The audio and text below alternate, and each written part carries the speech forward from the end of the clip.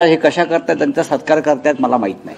काल सुप्रीम कोर्टाने सर राहुल गांधी यांना हे सांगितलं की तुम्ही भारतीय असतात तर तुम्ही चीन बद्दल जे आहे ते विचारलं नसतं किंवा हे सांगितलं नसतं की चीनने किती भारताची लँड कब्जा केली आहे.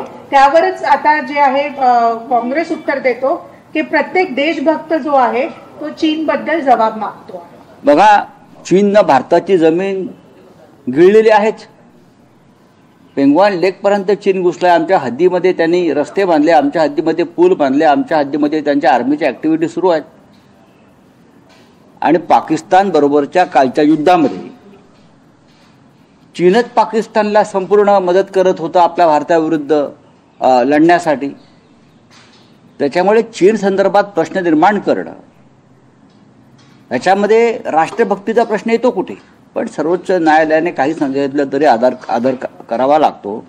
गलवान व्हॅलीमध्ये जे झालं ते चीनने आपल्या हद्दीमध्ये घुसखोरी करून. पण विरोधी पक्ष नेत्यांची तर हा अधिकार आहे, त्यांचा अधिकार असतात की काही प्रश्न उपस्थित करणं. प्रश्न राहुल गांधीजींनी उपस्थित केले आणि ते योग्य आहेत. आणि प्रत्येक देशवासियाच्या मनातला हा प्रश्न आहे, चीननं आमच्या जमिनीवरती अतिक्रमण केलंय की नाही. आपण जर 1962 नंतरच्या युद्ध झालं चीनचं, त्याच्यानंतरची जर अटलजींपासून सगळ्यांची भाषणं पाहिली तर तेव्हाही तिबेटपासून ते अक्साई चीनपर्यंत चीनने जो अतिक्रमण केलं होतं त्याच्यावरती प्रश्न उपस्थित केले आहेत विरोधी पक्ष नेत्यांनी तेव्हाच्या. आणि नेहरूंना आरोपीच्या पिंजऱ्यात उभा केलेला आहे. आणि आताही सध्याचे राज्यकर्ते करतात. राहुलजींनी किंवा राहुल गांधीजींनी चीन संदर्भातला जो प्रश्न उपस्थित केला, आम्ही सगळे करतो आहे, त्याच्यामध्ये काही चुकतंय असं मला वाटत नाही.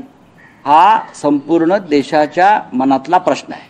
सर 5 ऑगस्ट आहे असं सांगितलं जातं या